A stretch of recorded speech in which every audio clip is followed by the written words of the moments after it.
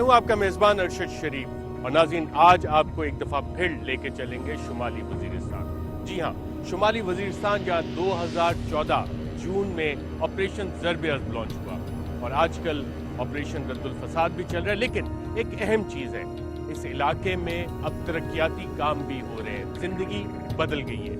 ये वो इलाका है जिसे दहशत गर्दों का ग्राउंड जीरो कहा जाता था। दुनिया के तकरीबन हर दहशतगर्द ग्रुप के लोग यहाँ होते थे और शुमाली वजीरिस्तान का एक एक चप्पा, एक एक इंच हमारे बहादुर जवानों ने, हमारे बहादुर पाकिस्तान के बेटों ने जिस तरह से वापस लिया, आज वहाँ जिंदगी कैसी है, आइए आपको शुमाली वजीरिस्तान लेके चलते हैं।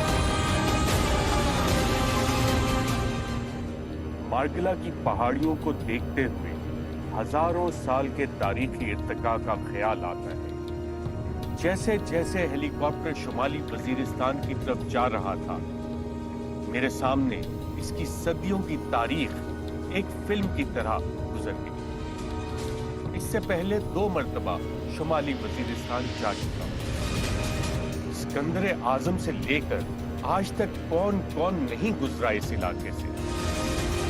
हेलीकॉप्टर ने जैसे ही टेक ऑफ किया और मार्गिला की पहाड़ियों को क्रॉस किया, मैं एक अलग सफर पर निकल गया। दुनिया की सबसे खतरनाक जगह।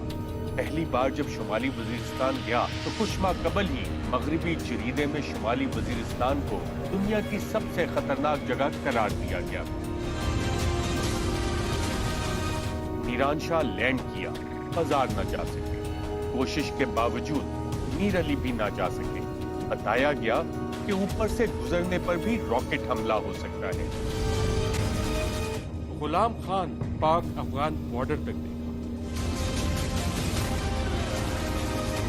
तारीख के मुताबिक 1750 कबल मसीह में आर्यान इसी रास्ते से वस्ती एशिया आकर बसे थे। यही इलाका एशिया में उनका एंट्री पॉइंट बना था और फिर सदियों से ये खित्ता एशिया में दाखिले का सबब बनता रहा। शुमाली वजीरिस्तान की जोग्राफियाई अहमियत आज भी बरकरार है, जबकि अफगानिस्तान में एक बड़ी तब्दीली आ रही है और मामलात बज़ाहिर जंगबंदी की तरफ जा रहे हैं। मगर तारीख बताती है कि कुछ ममालिक का जोग्राफिया उनके अमन के लिए सबसे बड़ा सवालिया निशान होता है। शुमाली वजीरिस्तान के बासी तारीखी तौर पर रोजाना की बुनियाद पर अफगानिस्तान आते और जाते रहे। यहाँ पर ऐसे लोग भी मौजूद हैं जिनका खानदान बॉर्डर की दोनों तरफ मौजूद रहा, जो कि सुबह शुमाली वजीरिस्तान पाकिस्तान में होते तो शाम की चाय अफगानिस्तान में पी रहे होते। मगर अब ये सब बदल रहा है, बहुत सी रवायात भी बदल रही है। अफगानिस्तान, जिसको सल्तनतों का कब्रिस्तान, the graveyard of the empires भी कहा जाता है। पिछली 2 सदियों में रूसी, बरतानवी और अमरीकी फौजें अफगानिस्तान में नाकामी का मुंह देख चुकी हैं। बड़ी बड़ी जंगें हुई और इन तमाम जंगों में इन बड़ी सुपर पावर्स को घुटने टेकने ही पड़े।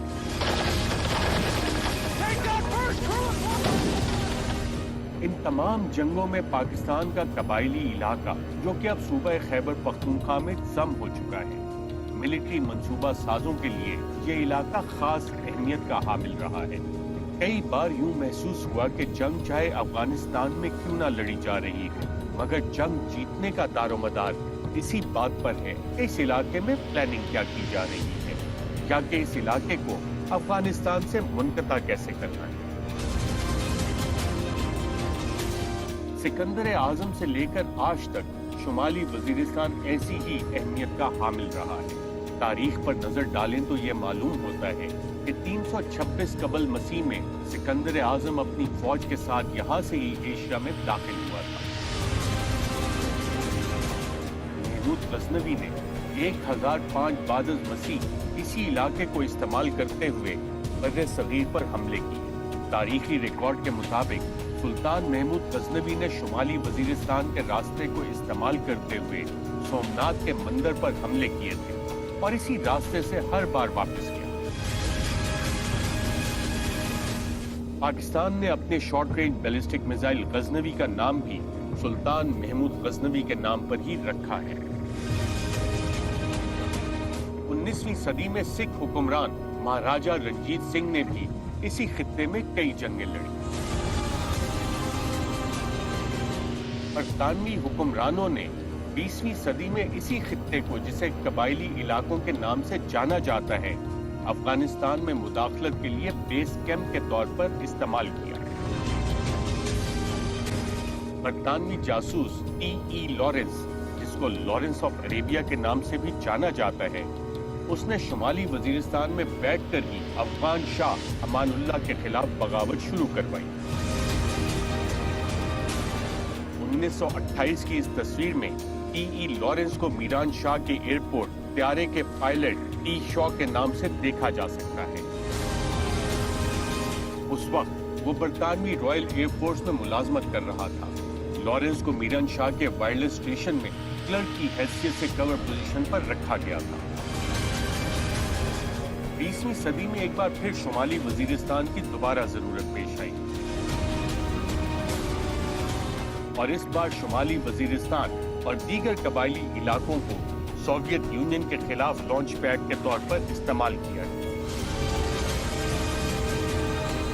رپورٹس کے مطابق امریکی سینیٹر چارلی ولسن نے بھی اس زمانے میں شمالی وزیرستان کا دورہ کیا تھا اور مجاہدین کی ٹریننگ دیکھی تھی،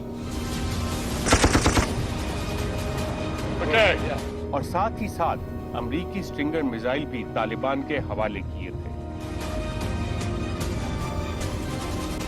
انہی سٹرنگر میزائلز نے بالآخر جنگ کا پانسا پلٹا اور پھر دنیا نے سوویت یونین کے ہیلی کاپٹر فضا سے گرتے دیکھے۔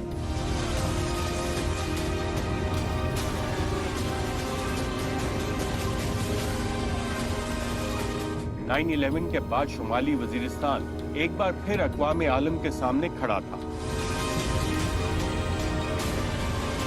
ٹوین ٹاور کے حملے کے بعد امریکہ نے دہشت گردی کے خلاف وار آن ٹیرر شروع کی اور ایک بار پھر چاہتے نہ چاہتے ہوئے شمالی وزیرستان پھر مرکز نگاہ بن گیا۔ اس جنگ میں دنیا نے مجاہدین کو دہشت گرد بنتے دیکھا، وہی مجاہدین جو کہ امریکہ کے پسندیدہ تھے، جن کو امریکہ سے سٹنگر میزائل لا کر دیے گئے، انہی کو اب دہشت گرد قرار دیا گیا۔ اس کے بعد دنیا نے تورا بورا کی پہاڑیوں پر امریکی بمباری دیکھی، وہاں کارپٹ بمباری کی گئی اور اس بمباری کے نتیجے میں پھر ہم نے عسکریت پسندوں کو تورا بورا کراس کر کے شمالی وزیرستان اور دیگر قبائلی علاقہ جات میں داخل ہوتے دیکھا اور پھر شمالی وزیرستان ان عسکریت پسندوں کا ہیڈ کوارٹر بن گیا۔ 2001 میں یہاں پہ بے شک بے شمار الز ہوں گے، لا اینڈ آرڈر کے بے شمار مسائل ہوں گے، لیکن آپ یہ دیکھیں یہ سارا گرین ہے، یہاں پہ ٹیررزم کا کوئی ایک بھی ڈاٹ نہیں نظر آ رہا۔ 2001 میں beginning of war on terror اور پھر یہ آہستہ آہستہ جب بارڈر ریجنز آف پاکستان اس میں ہوا تو 2002 سے 5 میں یہ آپ کو جو ریڈ میں ایریاز نظر آ رہے ہیں یہ سارے کے سارے ٹیررسٹ کنٹرول جو گورنمنٹ کنٹرول تھے، یہ سارے کے سارے پش ہو کے فردر ان لینڈ کی طرف چلے۔ بارڈر ریجن اسینشلی یا تو ٹیررسٹ کے کنٹرول میں تھا، یا یہ آپ یلو دیکھیں contested था. ایک نئی جنگ اور شمالی وزیرستان کی تاریخ میں ایک اور باب. 1920 میں اس وقت کے برطانوی وائسرائے فریڈرک ڈیسائیگر نے کہا تھا کہ ان کے فوجیوں نے گزشتہ 70 سالوں میں اوسطاً ہر 4 سال بعد اس علاقے میں ایک بغاوت کو کچلا ہے. شمالی وزیرستان پر مکمل قبضہ شاید کسی بھی حکومت کے بس کی بات نہیں رہی، اور پاکستان کی تاریخ میں پہلی بار فوجی آپریشن کے بعد اب پاک افغان بارڈر پر ایک باڑ لگائی جا رہی ہے. اس باڑ کے ساتھ ساتھ بارڈر پر چھوٹے قلعے نما چیک پوسٹوں کو بھی تعمیر کیا جا رہا ہے تاکہ بلا روک ٹوک آنا جانا ختم کیا جا سکے. لیکن کیا اس سب سے شمالی وزیرستان کی تاریخ بدلی جا سکے گی؟ یہ ہے ہماری اینڈ سٹیٹ. یہ فورٹ ہے، یہ فینس ہے. افغانستان پاکستان یہ فینس لگی ہوئی ہے. یہ ہمارا انٹرنیشنل بارڈر کا پیٹرولنگ اور سسٹیننس ٹریک ہے. یہ یہاں پہ فورٹ ہوگا. اس فورٹ کے سے depending upon the area 1.5 kilometre کے بعد ایک پوسٹ اس طرف، ایک پوسٹ اس طرف. ان 1.5 کلومیٹر کے اندر پھر پکٹس ہیں، 2-3 پکٹس. سو پرائمریلی پکٹ ڈسٹینس جو ہے وہ 300-400 سے اوپر نہیں. انٹائر فینس جو ہے it is under observation 24/7. Pakistani فوج 2004 سے شمالی وزیرستان میں عسکریت پسندوں کے خلاف چھوٹے بڑے آپریشن کرتی رہی اور بالآخر 2014 میں ضرب عضب کی صورت میں فیصلہ کن مارکا شروع کیا گیا، جس کے نتیجے میں شمالی وزیرستان پر ریاستی ریٹ قائم کی گئی.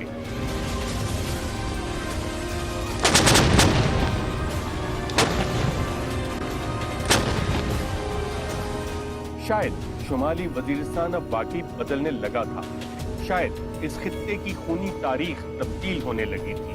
This is precisely the point where they used to assassinate them. And they would throw the dead bodies and they won't allow anybody else to pick them up unless it was cleared by them. اور شاید امن کو موقع ملنے کو تھا. ہیلی copter کی اونچائی کم ہونا شروع ہوئی. کھڑکی سے باہر میران شاہ نظر آ رہا تھا. گھروں کے درمیان تحریک طالبان پاکستان کے کمانڈر اور دہشت گرد حکیم اللہ محسود کا گھر بھی دیگر گھروں کے ساتھ درمیان میں نظر آ رہا تھا. حکیم اللہ محسود بھی ایک ڈرون حملے میں مارا گیا تھا.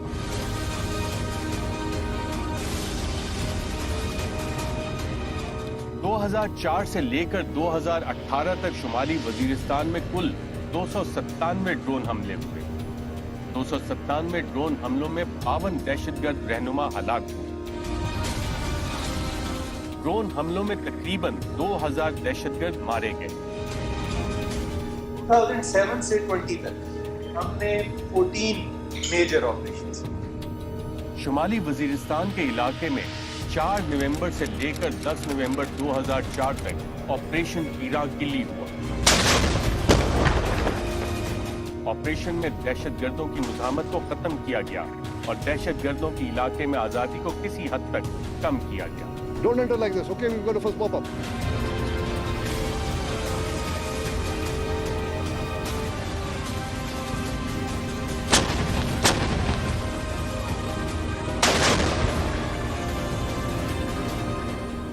ستمبر سے 22 ستمبر 2005 میں ستارہ لر گاؤں کے قریب آپریشن ستارہ لر کیا گیا.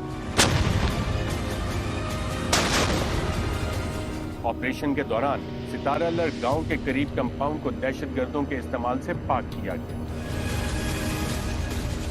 10 سے 18 جنوری 2006 تک میر علی کے گاؤں ہسو خیل میں آپریشن ہسو خیل کیا گیا. آپریشن کے دوران دہشت گردوں سے علاقے کو پاک کر کے کنٹرول سنبھالا گیا اور دہشت گردوں کی محفوظ پناہ گاہوں کو تباہ کیا گیا.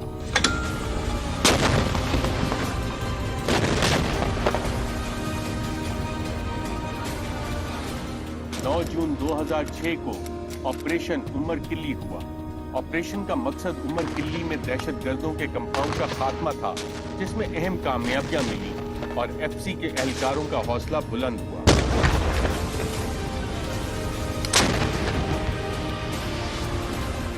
22 مئی 2007 کو آپریشن زرگ الخیل کیا گیا.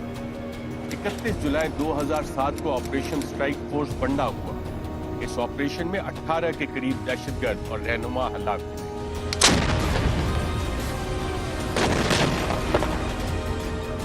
21 जनवरी 2010 को ऑपरेशन माचिस किया गया।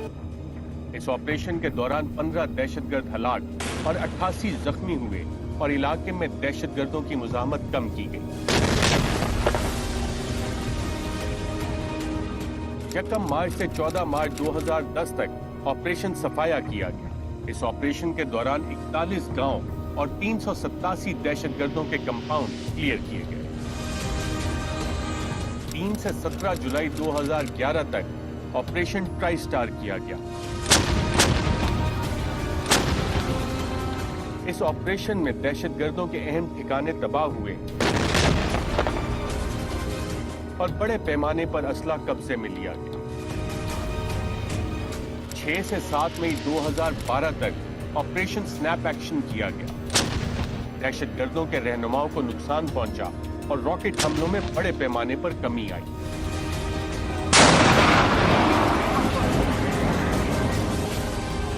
अठारह दिसंबर 2013 को ऑपरेशन मीर अली किया गया।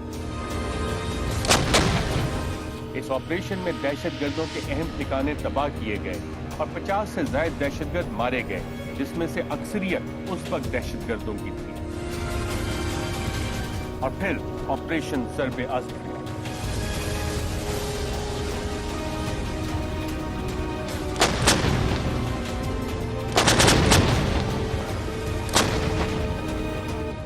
नॉर्थ वजीरिस्तान डिवीजन में कोई मेजर ऑपरेशन नहीं हुआ सिवाय ज़र्ब-ए-अज़्म। कभी भी इंडक्शन हुई है, ब्रिगेड साइज फोर्स आई, ये मीरान शाह के साथ माचिस गांव है, इधर ऑपरेट किया, de induct. Brigade plus size force आई, गजमत के साथ शक्तू में ऑपरेट किया, वापस चले गए। ब्रिगेड साइज फोर्स आई, मीरान शाह के साथ ये लैंडेड ट्रिपा खेल है, इधर ऑपरेट किया। तो आर्मी यहाँ पे इंगेज नहीं और उसमें प्रायोरिटीज पे सेट है नेशनल लेवल पे और आर्मी लेवल पे कि हमने कैसे क्लियर करते तो वो अपना पूरा ऊपर से नॉर्थ वेस्ट से सारा क्लियर करते हुए फाइनली इधर आए और फिर ज़र्ब-ए-अज़्म पे ये करते।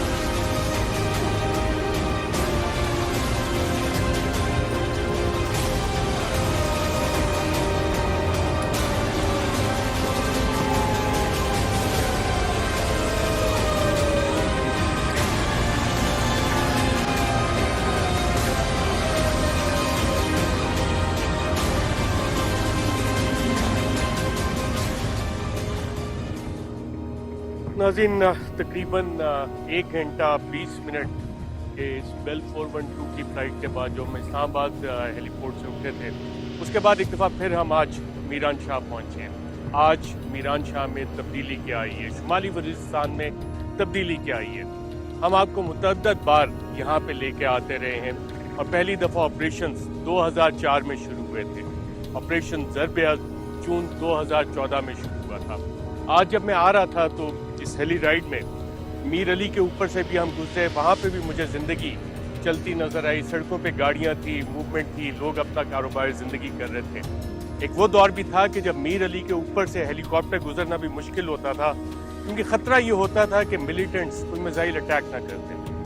आज मीरान शाह आते हुए रास्ते में हमने आपको विजुअल्स भी दिखाए कि आपने मूवमेंट देखी, गाड़ियाँ, लोग अपनी ज़िंदगी के कारोबार के साथ चल रहे हैं। ज़िंदगी एक दफ़ा फिर आपको यहाँ पे नज़र आ रही है और मज़ीद यहाँ पे क्या तब्दीलियाँ आई हैं वो भी आपको दिखाएंगे। और इससे पहले जिन इलाकों में जो हालात थे, कौन कौन या कहाँ पे था, किसने क्या किया, वो सारी कहानी एक दफ़ा फिर रिविजिट करते हैं।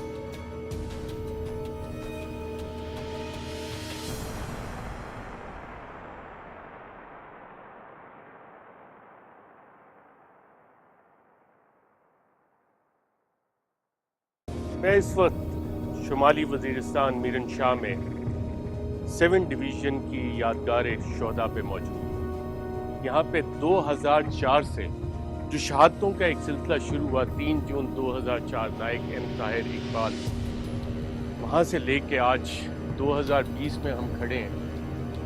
1000 से ज़ायद अफसरान, JCO, सिपाही, उन्होंने यहाँ पे अमन कायम करने के लिए अपनी जान का नजराना पेश किया। ये 1000 शोहदा जिनके नाम यहाँ पे दर्ज हैं इस यादगार शोहदा पे, ये हमारे पाकिस्तान के वो बहादुर बेटे थे, उन माओं के वो बेटे थे जो इस धरती पे उन्होंने कुर्बान की। और किस लिए? कि अमन। यहाँ पे अमन कायम करने के लिए जितनी ये शहादतें दी गई हैं, इसकी वजह से आज पूरे पाकिस्तान में अमन कायम है। क्योंकि इस जगह को कहा जाता था कि ये दहशतगर्दों की आमाजगाह है, और यहाँ से जो दहशतगर्दी है वो न सिर्फ पाकिस्तान में बल्कि दुनिया में डिफरेंट जो दहशतगर्दी के वाक़यात होते थे उसके ताने बाने यहाँ से जोड़े जाते थे। जब हम ये 1000 से ज़ायद शोहदा के नाम पढ़ते हैं और यहाँ पे नज़राने अकीदत पेश करने के लिए आते हैं, उनके लिए दुआ करने के लिए आते हैं, तो उन माओं का भी सोचना चाहिए जिन्होंने इन 1000 जवानों को बड़ा किया और इस धरती पर कुर्बान किया। आज भी जब हम उनकी बातें सुनते हैं तो कहते हैं कि 1000 और बेटे हों तो इस धरती पे वो कुर्बान करेंगे। यही वो जज्बा है जिससे ये कौम तरक्की कर रही है और हम आगे की तरफ तरक्की का सफ़र आज जारी रखें।